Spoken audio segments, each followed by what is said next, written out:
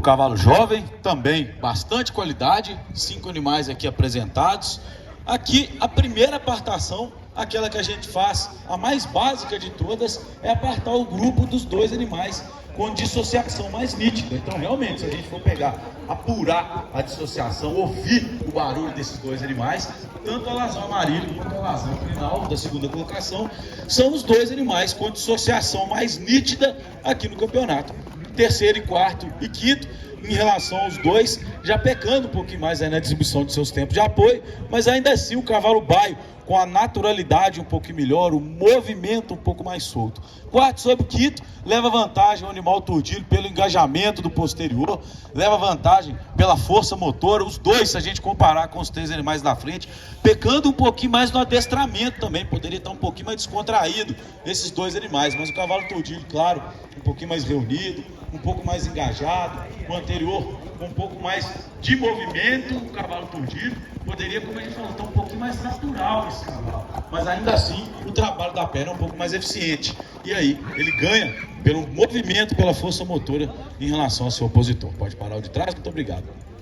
Terceiro e quarto, os 2 aqui também com qualidade na sela, mas aí sim, como a gente falou, a naturalidade do animal baio é um pouquinho melhor. O cavalo está mais solto, o movimento mais elástico, está com um pouquinho mais de qualidade no adestramento em relação ao seu opositor. O cavalo turdido está um pouquinho mais formal, está carecendo de um pouquinho mais de descontração, poderia aliviar um pouquinho mais, até abaixar a mão ele ia com essa naturalidade.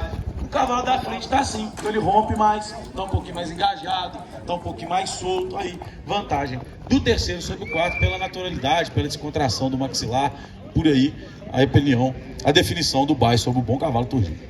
Segundo e terceiro, aí a gente já tem uma diferença significativa na distribuição de seus tempos de apoio. O animal alazão é mais dissociado, principalmente quando a gente coloca na marcha curta, ele já aguenta um pouquinho mais a marcha curta, fica mais nítida a distribuição de apoios dele, então é mais marchado, mais dissociado que seu opositor, nota o movimento, um pouquinho mais de coordenação. Poderia o cavalo alazão ter um pouquinho mais de amplitude, aí realmente, o cavalo baio é um pouquinho mais amplo, mas a gente sempre lembrando que o primeiro quesito é realmente a apartação pela distribuição de apoios, então o cavalo alazão realmente um pouquinho mais dissociado que seu opositor, por isso definição. Pode parar o baio, muito obrigado.